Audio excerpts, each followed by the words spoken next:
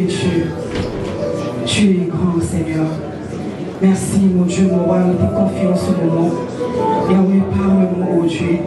Que ta main, Seigneur, ta main puissante, Seigneur, Dieu Tout-Puissant, puisse nous parler. Ta main puissante puisse nous toucher. Oh Seigneur, utilise, Seigneur, ton serviteur, dans le nom puissant de Jésus. Nous voulons t'écouter, Seigneur, et mettre ta parole en pratique, dans le nom de Jésus.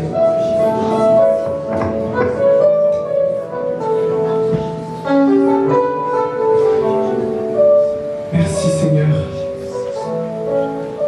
Merci pour ta merveilleuse présence, oh Dieu. C'est ton nom, Seigneur, ce matin qui est élevé. C'est ton nom, Jésus, qui est élevé en ce lieu ce matin. C'est ton nom que j'élève dans nos cœurs aussi également. C'est ton nom qui est élevé dans nos pensées, oh Dieu. C'est ton nom qui est élevé dans nos vies éternelles. Oui, c'est ton nom seul que nous voulons élever. Parce que toi seul mérites, Seigneur, d'être élevé, Jésus. Qu'est-ce que la vie sans toi, Papa? Nous voulons t'élever. T'élever, Jésus. Et que durant cette parole, Seigneur, nos cœurs puissent être disposés. Que nos cœurs puissent être sensibles. Oh, que la dureté de nos cœurs, Seigneur, ne soit plus. Mais que nos cœurs soient sensibles à ta parole, Jésus. Ta parole qui donne la vie. Ta parole qui change réellement les vies. Ta parole qui sait transformer toutes choses. Nous voulons y être sensibles ce matin. Alors monte en nous, Seigneur. Monte en tout à chacun d'entre nous. Sois béni, Jésus. Sois béni, Père. Amen. Amen. Amen. Shalom, shalom.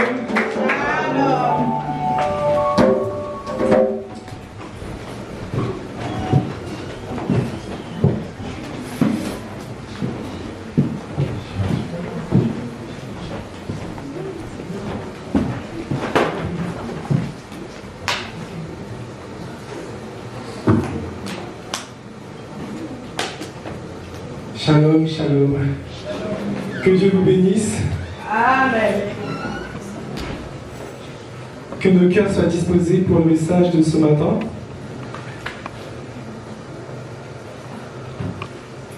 Je me permettrai durant ce message de dire plutôt toi. Amen. Amen. Je vais te tutoyer directement. Mais quand je dis toi, ne te vois pas toi, tu vois toi, mais toi c'est toi et moi. Amen. C'est nous. Mais je dirais toi pour que ça soit plus clair. Amen. Amen. Notre thème ce matin, c'est le combat des pensées ou la guerre des pensées. Amen. Amen. On dirait un peu un titre d'un film, mais ne vous inquiétez pas, ça va aller. Amen. Amen. On va aller dans Actes des Apôtres, le chapitre 5. Actes, chapitre 5, du verset 1 au verset 11, que je vais lire au nom du Seigneur. Mais un certain Ananias, avec sa femme Saphira, vendit aussi une propriété. Et en accord avec elle, mit de côté une partie de l'argent de la vente, apporta le reste aux apôtres et le leur remit. Pierre lui dit, Ananias, comment as-tu pu laisser Satan envahir à tel point ton cœur? Tu as menti au Saint-Esprit en cachant le prix réel de ton champ pour en détourner une partie de ton profit, à ton profit. N'étais-tu pas libre de garder ta propriété? Ou même, après l'avoir vendue, ne pouvais-tu pas faire de ton argent ce que tu voulais? Comment as-tu pu décider en toi-même de commettre une telle action? Ce n'est pas à des hommes que tu as menti, mais à Dieu. À ces mots, Ananias tomba raide mort. Tous ceux qui l'apprirent furent remplis d'une grande crainte. Des jeunes gens vinrent envelopper le corps, puis l'emportèrent pour l'enterrer.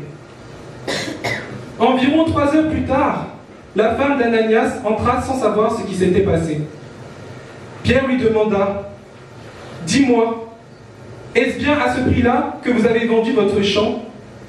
« Oui, répondit-elle, c'est bien à ce prix. » Alors Pierre lui dit, « Comment avez-vous pu vous concerter pour provoquer ainsi l'Esprit du Seigneur?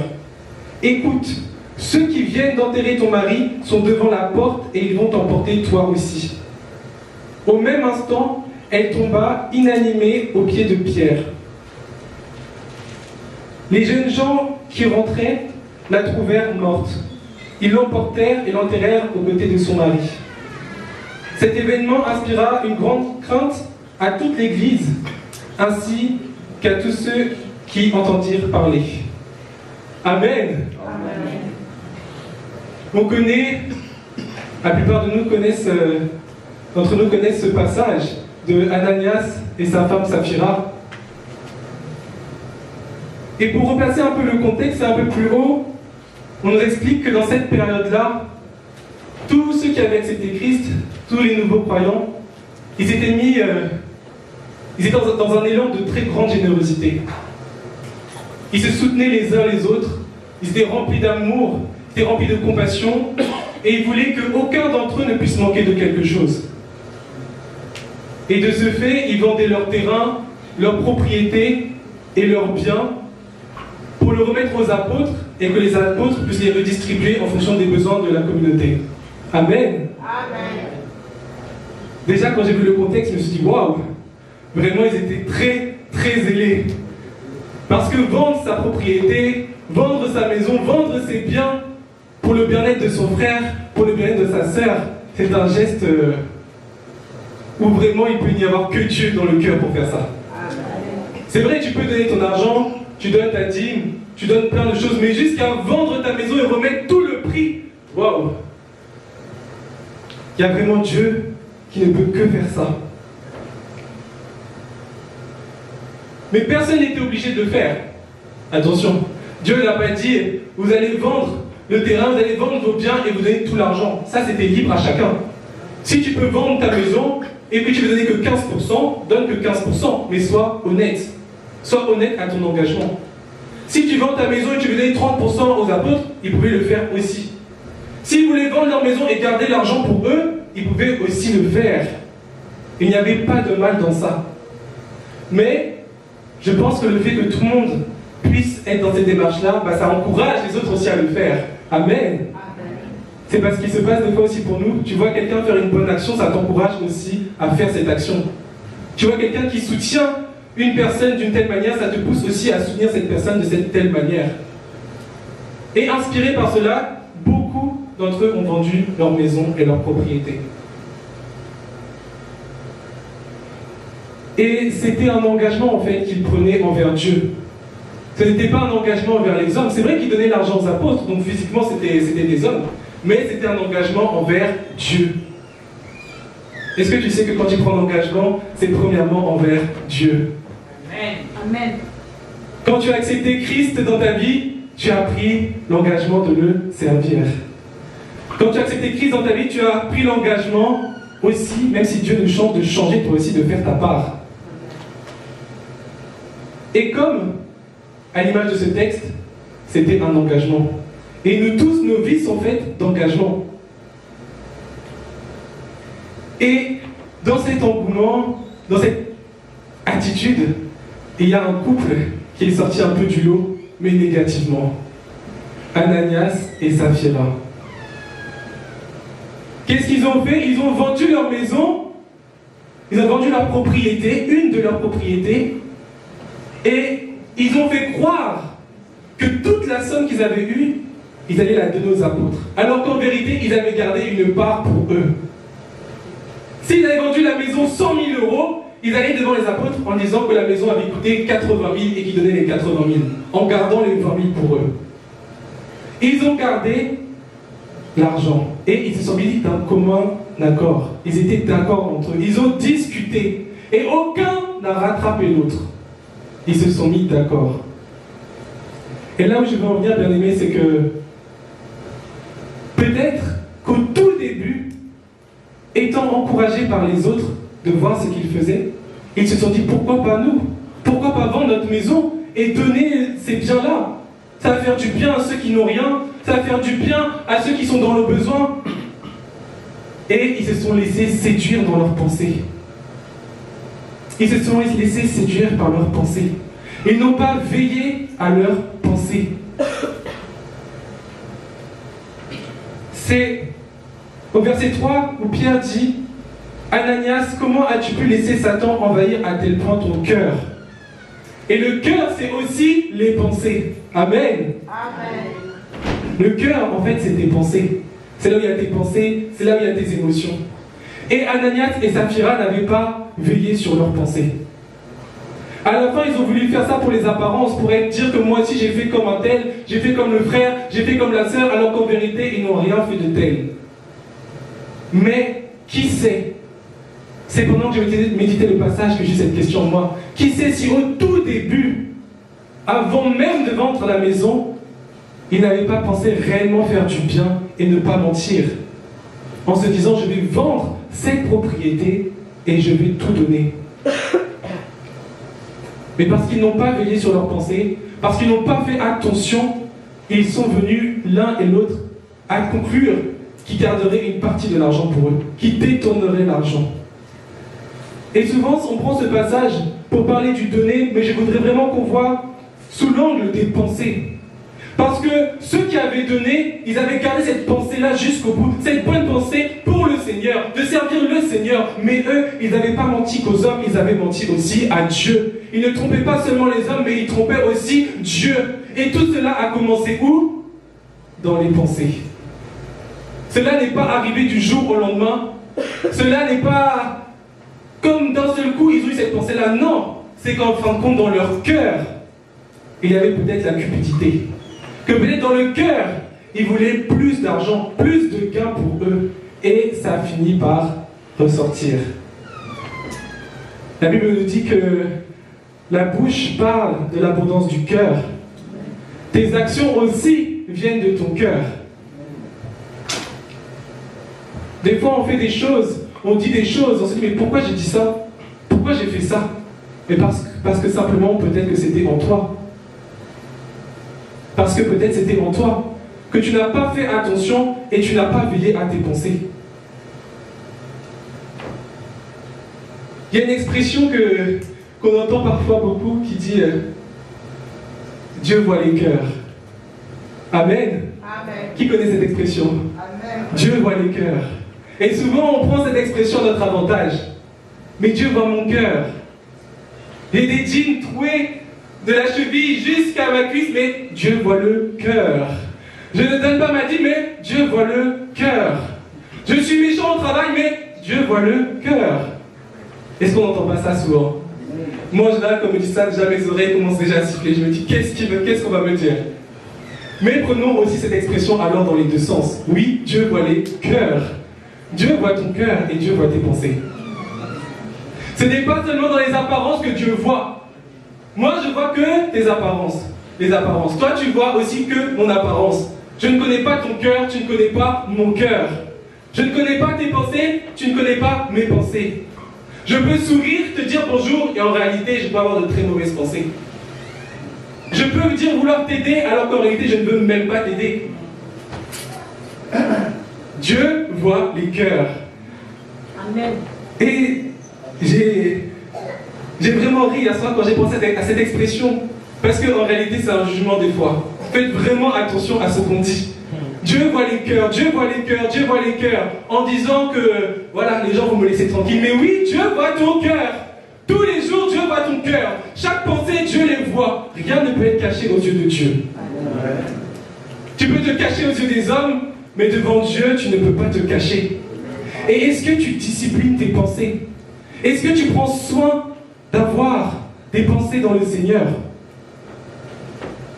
Ananias et Saphira, je pense qu'ils n'ont pas pris soin d'avoir leur pensée vers Jésus.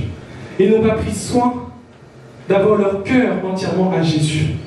Et quand Satan est venu mettre cette petite pensée que garde cet argent pour toi, garde encore un peu l'argent pour toi, cette pensée qui était peut-être infiniment petite a pris de la place jusqu'à ce que ça se transforme en action. Et quelle a été la conséquence? La mort. Et pourquoi j'en viens jusqu'à ici? C'est parce que souvent on pense que nos pensées n'ont pas d'impact dans nos vies, que nos pensées, ce sont juste des pensées. Ce sont simplement des pensées. Personne ne les voit, personne ne les entend, ce sont seulement des pensées. Mais non, tes pensées peuvent aussi t'emmener à mourir. Tes pensées peuvent amener la vie si elles sont sur Christ, si elles sont en Jésus-Christ. Mais si elles sont loin de Dieu, alors elles peuvent t'emmener à mourir. Réellement. Une pensée, ça commence un jour, puis 2 jours, puis 3 jours, puis cette pensée, elle est là et elle s'installe en toi et elle est plus difficile à déraciner. Elle finit presque à faire partie de toi. Et cette pensée-là, elle t'emmène à mourir. Elle est plus insistante, elle se transforme en action et ça peut être la fin. Amen. Amen. Tu te dis un jour, oh, je ne donnerai pas mes offrandes. C'était une fois. Et pourtant, cette petite pensée commence déjà à revenir. C'est un exemple que je prends. Et le dimanche prochain, tu ne donnes plus encore. Puis encore le dimanche d'après, tu ne donnes plus. Et au final, ça devient une habitude. Et cette habitude-là te mène où? Loin de Dieu. Et qui dit loin de Dieu dit la mort. Mais tes pensées doivent être en Jésus-Christ. C'est pas parce que tes pensées, elles ne sont pas visibles aux yeux de tous, mais je te dis, tes pensées, Dieu les voit. Amen. Dieu les voit. Et Dieu a besoin que tes pensées soient en toi. Amen. Dieu a besoin que tes pensées soient en Jésus. Amen. Soient en lui. Que tes pensées soient captives à l'obéissance de Jésus-Christ. Parce que si tes pensées ne sont pas captives à Jésus-Christ, à qui elles appartiennent, tes pensées? Est-ce qu'elles appartiennent à ce monde? Pire, est-ce qu'elles appartiennent au diable? Parce que quand on laisse rentrer des pensées qui ne sont pas de Dieu, on s'expose aussi à être clairement l'instrument du diable sans voir vraiment, sans s'en rendre compte en fait vraiment. Tu es dans les commérages, tu critiques, tu juges. Ah, mais après tu viens prier et dire merci Seigneur. Quels sont l'état de tes pensées? Ramène tes pensées à Jésus. Ramène tes pensées à Jésus. Ramène encore tes pensées à Jésus. Amen. Parce que cette pensée que tu gardes secrètement, ces pensées que tu nourris secrètement, elles finiront par t'éloigner de Dieu. Dieu est un Dieu d'amour et il fait tellement grâce. Mais il y a un moment où si tes pensées finissent par être trop loin de Dieu, de quoi ton cœur va être rempli? Le désir d'avoir de l'argent, le fait de toujours envier les autres, d'être jaloux ou même des fois des petites choses. Regarde tes pensées bien-aimées et ramène-les à Dieu. Ramène-les à Christ. Parce que dans tes pensées, il y a aussi la vie. Ne pense pas que c'est seulement ce que tu fais qui a de l'impact aux yeux de Dieu, mais tes pensées et ton cœur ont un réel impact. N'attristons pas le Saint-Esprit de Dieu. N'attriste pas le Saint-Esprit de Dieu. Qui a le Saint-Esprit de Dieu pour ami dans la salle? Amen. Amen. Si tu ne prends pas soin de ton ami, toi-même en fait tu t'éloignes de lui. Tu t'éloignes jusqu'à tes pensées sont tellement pas avec Dieu que tu ne sais plus comment faire, tu ne sais plus comment prier, tu ne sais plus comment lire la parole parce que tes pensées sont loin. Il n'y a que la fatigue, la distraction parce que tu as laissé cette porte ouverte dans tes pensées. Mais sache que Jésus est au-dessus de tout. C'est-à-dire que si toi tu n'auras pas la force, mais remets toute ta vie à Jésus. Remets ton cœur et remets-lui aussi tes pensées. Amen. Même au travail, tes pensées sont à Dieu. Même dans ta maison, tes pensées sont à Dieu. Même quand tu vas dormir, tes pensées sont à Dieu. Ah, on sait qu'avant de dormir, des fois on pense à beaucoup de choses. Ces pensées-là, ramène-les à Dieu. Amen. Que tu dormes en pensant à Dieu. Amen. Que tu ne dormes pas en imaginant je ne sais quoi. Mais vois-toi plutôt servir Dieu encore. Vois-toi encore aimer davantage.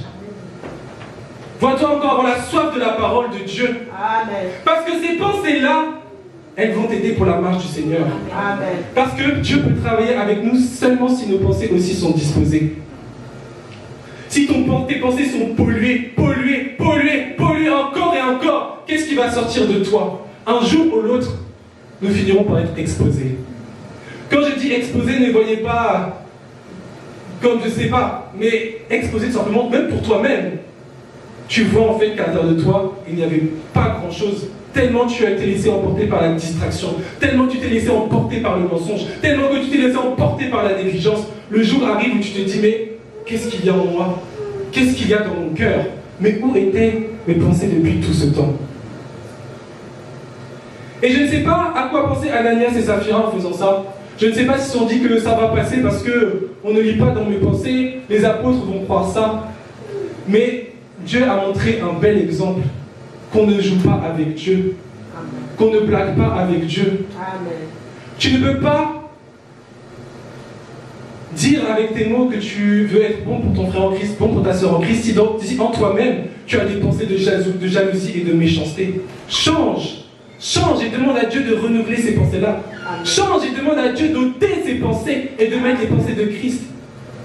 On nous a dit au premier culte que nos pensées doivent être s'attirer aux choses pures, véritables, toutes ces choses en fait qui louent Dieu, Amen. qui glorifient Dieu. C'est ce à quoi nos pensées doivent ressembler. Et je sais que quand on parle de pensée, ça donne pas envie de sourire. Mais pourtant, je t'assure que si tu continues à penser de cette manière loin de Dieu, ça t'amènera loin de Dieu. Parce que si tes pensées sont loin de Dieu, tu es loin de Dieu. Dieu peut faire grâce, comme j'ai dit pendant un moment. Mais si tu t'éloignes trop, c'est toi-même qui l'auras voulu. Si tu penses toujours à je veux cette voiture, je veux cette voiture, je veux cette maison, je veux cette voiture, je veux cette maison, je veux l'argent, je veux avoir des beaux habits, je veux avoir des belles chaussures, je veux avoir ça, encore et encore. Tes pensées. Où est Christ dans tes pensées? Quand tu viens à l'église, est-ce que c'est les chaussures? Est-ce que c'est les vêtements? Est-ce que c'est la maison? Est-ce que ça t'apporte la vie? Je ne dis pas que c'est mal. Tu peux vouloir une belle maison. Amen. Qui ne veut pas une belle maison? Qui ne veut pas de l'argent? Qui ne veut pas des beaux vêtements? Mais il ne faut pas que tes pensées soient accaparées par ces choses. Amen. Il faut que Dieu règne avant tout. Amen. Il faut que ces choses restent pleinement secondaires. Amen. Amen. Parce que nous savons que le monde, c'est que la perdition. Ne laisse pas tes pensées être emportées par ces choses. Alléluia. Amen. Est-ce que vous me suivez ce matin? Amen. Amen. Amen. Sois toujours honnête avec toi. Avec toi-même, sois honnête. Ne te mens pas. Si tes pensées ne sont pas avec Dieu, alors sois honnête. Viens au pied du Seigneur et demande à Dieu de te changer et de te transformer. Amen. Parce que si cette parole, elle est là ce matin, bien aimé, ce n'est pas un hasard. Ne pense pas que cette parole, elle est juste là pour être là, mais elle est vraiment là pour que toi, tu puisses examiner aussi ton cœur. Tout comme moi, j'examine le mien. Et il y a différents types de pensées. Et ça, je bénis Dieu parce que j'ai appris cela aux enseignements le jeudi. Amen. Amen. J'ai appris cela aux enseignements le jeudi. Moi-même, je ne sais pas si j'aurais su cela si je n'étais pas venu. Donc je vous encourage, par le même, on a cette occasion à venir le jeudi, parce qu'on apprend beaucoup de choses. Amen. Ça permet de ne pas être ignorant et de marcher vraiment en Christ, en ayant la connaissance de la parole de Dieu. Amen. Dans tes pensées, il y a celles qui viennent de Dieu. Dans tes pensées, il y a aussi les tiennes. Amen. Amen. Et il y a aussi celles du monde, de la société. Et il y a aussi celles du diable. Le diable ne lit pas dans tes pensées, mais il aime bien venir essayer d'enfoncer les portes pour que cette pensée, elle entre en toi, que tu te dises c'est ma pensée, et là c'est fini. Ça, c'est ce que le diable fait. Tes pensées à toi, celles que tu as, tu dois toujours faire en sorte qu'elles ne soient jamais à l'encontre de celles de Dieu. Toujours ta pensée. Tu peux penser. Comme j'ai dit, il y a tout, tu peux penser, normalement. Mais fais attention que ta pensée ne soit jamais à l'encontre de Dieu. Amen. Et maintenant, fais très attention à la pensée qui est véhiculée par le monde, par la société. Parce que cette pensée-là aussi tue. Amen. Amen. Cette pensée-là, elle tue. Quand je parle de la pensée du monde, c'est tout ce que vous pouvez voir aujourd'hui. Être une star, comme j'ai dit tout à l'heure, vouloir de l'argent, vouloir que des habits, vouloir, je ne sais pas, aller que dans les endroits très chics, quoi. Tu es toujours en voyage, mais tu n'es jamais avec Dieu. Toutes ces pensées-là, en fait. Ces pensées de je me concentre sur moi, je me concentre sur moi. Est-ce que vous avez déjà entendu ça? Moi, je vois beaucoup de ça en ce moment sur les réseaux. Toujours, ne pense qu'à toi-même, c'est ce qui va vraiment te rendre heureux. Ne pense pas aux autres, mais pense à toi-même. Si tu ne prends pas soin de toi, qui va le faire? Pense à toi-même, sois égoïste, ne regarde pas aux autres, mais regarde à ta vie. Et si vous regardez dans le monde, la plupart ont cette pensée-là. D'abord moi, et après les autres. D'abord moi, et après les autres. Moi-même, je vais bien manger, et après je verrai peut-être pour les autres. Moi-même, je vais bien m'habiller. Des habits qui coûtent 400 €, 800 €, mais l'autre là, je vais voir peut-être après. Moi, et encore moi. Il n'y a que moi. Je veux qu'on me voie, je veux qu'on voie comment je suis beau, je veux qu'on voie où je suis, je veux qu'on voie qu'est-ce que je mange, je veux qu'on voie dans quel restaurant je suis. Tout cela, c'est la pensée du monde. Mais toi, sois humble et suis le Seigneur. Amen. Parce que cette pensée-là, elle t'emmène petit à petit vers tous les attraits du monde. Mais toi, tes pensées, elles doivent être focus sur Jésus-Christ. Amen. Plutôt que de prendre ces vêtements-là, peut-être prends un peu moins cher, donne à celui qui n'a pas. Au lieu d'aller chez Louis Vuitton, va chez Gémeaux et donne le reste un petit peu aussi. Amen. Il y a des très bons vêtements aussi chez Gémeaux. Amen.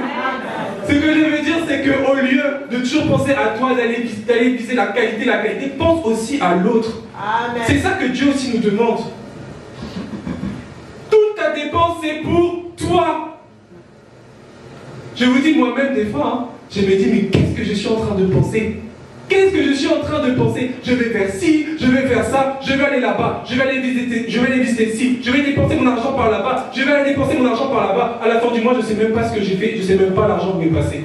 Mais je sais que cet argent-là, j'aurais pu faire du bien à quelqu'un. Amen. Qui lui, par contre, s'en serait souvenu, contrairement à moi.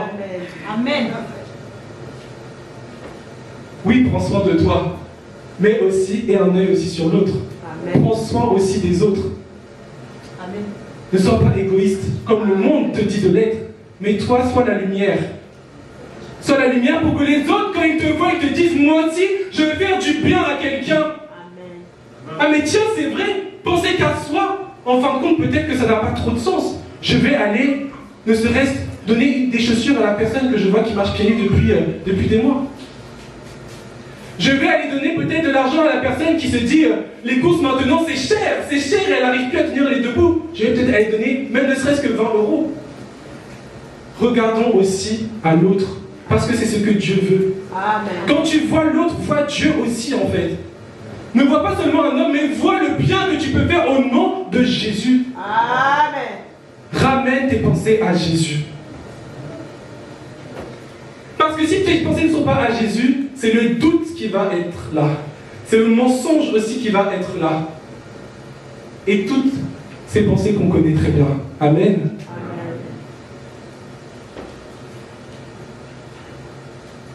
Et il y a aussi les pensées du diable. Lui, des fois, il ne rate pas. Amen. Amen. Ces pensées, elles peuvent venir parce que toi, tu laisses une porte ouverte. Tu mens, ça laisse une porte ouverte au diable. Il va se dire, ah, lui là-bas, il a menti. C'est une très belle porte ouverte pour moi. Je vais les juste encore un peu pousser et je vais remplir son cœur. Il va faire que mentir. Ça a commencé un tout petit peu, maintenant, tous les jours au moins un mensonge. À lui là-bas, il a l'oreille qui tend vers les commérages. Oh, mais quelle belle porte, je vais aller pousser encore un petit peu. Ses oreilles n'entendent que les commérages. Dis donc, lui, il a beaucoup d'attrait pour l'argent. Je vois que sur Facebook, sur Instagram, il aime que les belles voitures. ah, une porte qui est ouverte un peu là, je vais pousser un petit peu. À nos pensées, soyons vigilants à ce que nous faisons parce que c'est une porte ouverte pour que le diable puisse essayer de s'introduire dans nos pensées. Et pour le diable, c'est la voie royale, c'est la grande avenue. Parce qu'une fois qu'il a tes pensées, c'est très très compliqué de s'en sortir. C'est très compliqué de s'en sortir. Parce que cette pensée-là, tu l'as retournée de tous les côtés, et maintenant ce n'est plus vraiment la pensée du diable, mais c'est ta pensée à toi. Et c'est là que des fois le diable est très malin. Mais quand c'est comme ça, pense chaque soir à ta journée et ferme toutes portes que tu aurais pu ouvrir. Amen. Parce que Dieu est bon, Dieu est miséricordieux. Amen. Il te pardonne, et dans le sang de Christ, tu fermes toutes ces portes. Amen. Afin de ne pas laisser d'accès à l'ennemi. Amen. Mais il y a aussi une autre chose, bien-aimé, où je veux insister. C'est que des fois, on ouvre des portes, et des fois, on n'a même pas ouvert de porte pour que le diable puisse essayer de taper à nos pensées. Tu n'as même pas ouvert de porte, pourtant le diable vient essayer de s'introduire dans tes pensées. Est-ce que ça t'est déjà arrivé? Donc ça n'est arrivé à personne. Tu n'as pas ouvert de porte, tu as demandé même pardon à Dieu, tu es justifié, tu as le sang de Jésus, tu ressors, tu es pur, tu es plus blanc que la neige, tu te dis, ah là, je suis vraiment enceint. Mais pourtant, tu sors de là et tu as cette pensée qui commence déjà à venir. Mais tu n'as pas ouvert de porte. Ces pensées-là, déracine-là dès le début. Chasse cette pensée-là dès le début. Prends autorité et chasse cette pensée dès le début. Pour pas qu'elle ne prenne d'ampleur en toi. Amen. Pour pas qu'elle ne puisse prendre racine en toi. Pour que ne pas que ces semences puissent venir dans ton cœur et qu'elles soient terribles pour être enlevées. Nous devons toujours veiller. Veiller, ne t'endors pas. Amen. Ne t'endors pas ce matin aussi. Amen. Mais écoute vraiment ce que Dieu veut te dire. Veille sur tes pensées.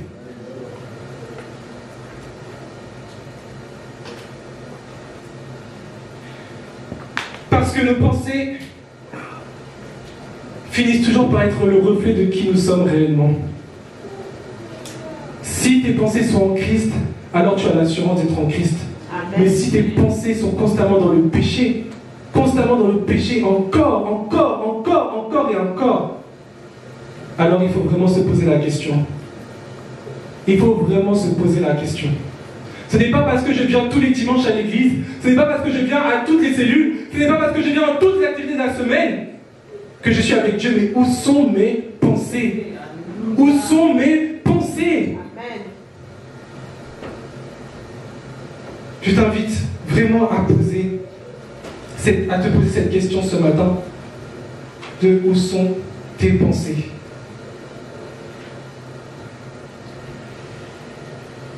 Je vais juste dire un passage, tu pourras le lire à la maison et le méditer. C'est dans Éphésiens 6, chapitre 6, du verset 10 au verset 17, on nous parle des armes de Dieu. Et ces armes-là aussi, elles sont utiles pour toi tous les jours. Il faut que tu sois équipé tous les jours. Que tu puisses être entièrement revêtu de ces armes du Seigneur. Amen. De la vérité pour ceinture. De la cuirasse de la justice. Des chaussures du zèle de l'évangile. Du bouclier de la foi. Amen. Alléluia. Amen. Tu dois être revêtu de ces armes. Du casque du salut et de l'épée qui est l'esprit, la parole de Dieu. Amen.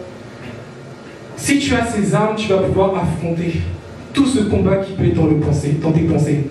Parce que le combat dans les pensées, c'est pour tout le monde. Toi-même, tu vis un combat dans tes pensées. Moi-même, je vis un combat dans mes pensées. Amen. Amen. La langue, c'est dur à maîtriser, mais les pensées sont tout autant dures à maîtriser. Mais si tu es revêtu de toutes ces armes, quand bien même c'est difficile, après que tu aies bien combattu, ça va aller. Amen. Après que tu aies bien combattu, ça va aller. Amen. Quand tu auras proclamé la vérité de la parole de Dieu à l'ennemi, le mensonge là n'aura plus de pouvoir. pouvoir. Quand tu vas proclamer la vérité de la parole de Dieu pour ta propre chair, elle va même elle-même se taire et ça va aller. Quand même le diable essaiera de te faire peur, tu auras le bouclier de la foi parce que tu sais que Jésus est là et qu'il te garde. Quand tu sais que là tu es un peu, tu sens que tu as peur, mais toi tu es là, tu es zélé pour le service de Dieu, tu es zélé pour annoncer l'évangile. Tu n'es pas à droite, tu n'es pas à gauche, mais tu es fidèle à ce que Dieu t'a dit de faire. Tu es fidèle là où Dieu t'a mis. Tu rappelles la parole tout le temps, la parole de Dieu, la parole de Dieu, la parole de Dieu. Elle efface tout mensonge. Alléluia. Dans tes pensées, elle efface tous les mensonges. Tout ce qui peut être dans tes pensées, rappelle la parole de Dieu. Rappelle-le la parole de Dieu, proclame la parole de Dieu. Amen.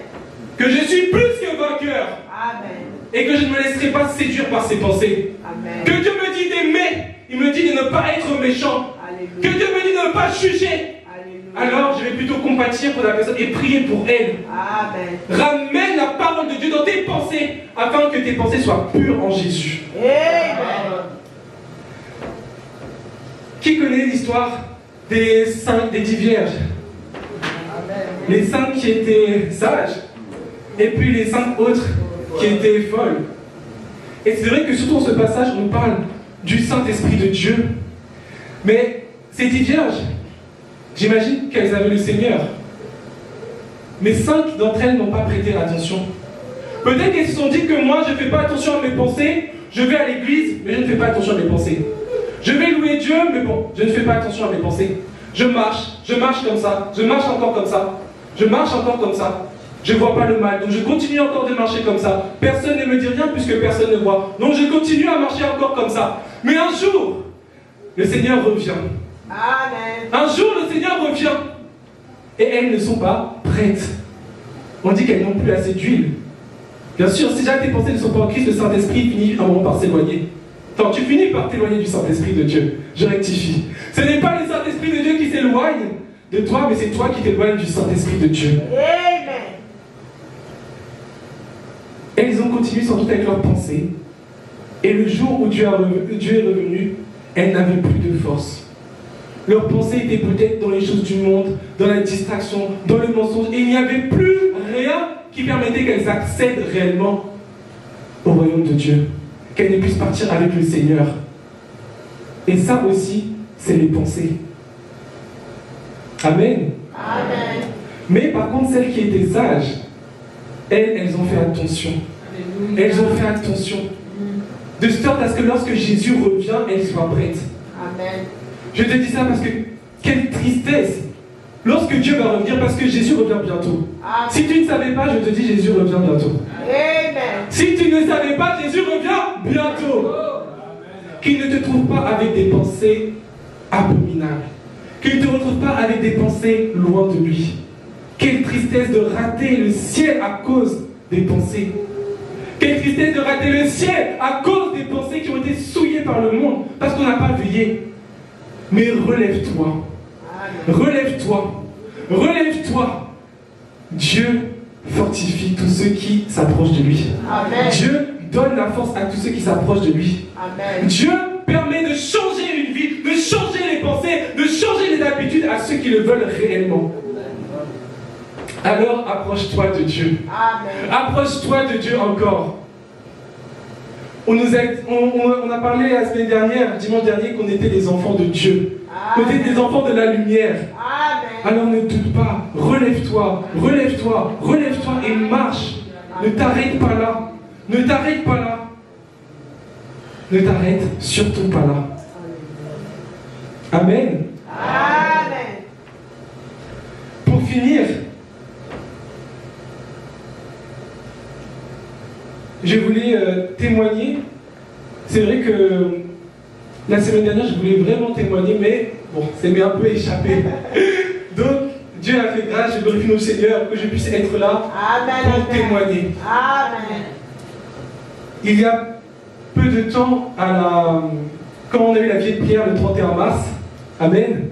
Qui était là la vieille prière? Amen. Amen. Ce jour-là, peu de temps avant, le pasteur m'avait appelé, envoyé un message comme quoi c'était moi qui devais conduire avec l'ancienne Betty. Et je ne sais pas pourquoi, le jour où le pasteur m'a dit ça, ou le lendemain, il y a eu une forte oppression dans mes pensées.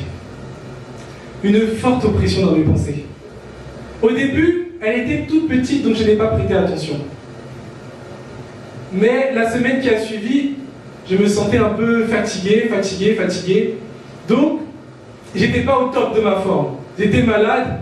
En plus, donc là, voilà, je prie, je fais ce qu'il faut, mais je n'ai pas été vigilant à cette petite pensée qui commençait à venir. Je n'ai pas été vigilant et je n'ai pas vu venir cette petite pensée qui venait frapper.